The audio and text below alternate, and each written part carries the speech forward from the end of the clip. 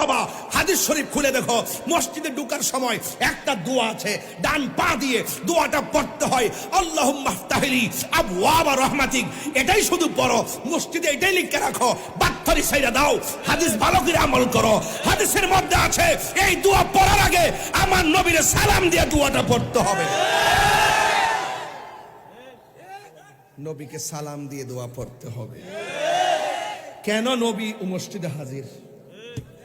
বলেন না সুবহানাল্লাহ। নবীজিকে এই ক্ষমতা দিয়েছেন কে বাবা? আমি কি দালালিতে বলছি না দলিলে বলেছি? তাহি কি দালালিতে কথা বলে?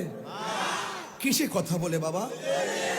দলিলে যদি দেখাতে না পারি, কান কেটে জুতার তলায় লাগিয়ে দিয়ে যাব। ব্রাহ্মণপাড়ায় গিয়ে চত্বর পাশে ঘুরবা আর পায়রা পায়রা বলবা তাহিরি মোর, তাহিরি মোর। আর যদি দলিল দিয়ে যেতে পারি, তাহলে আপনার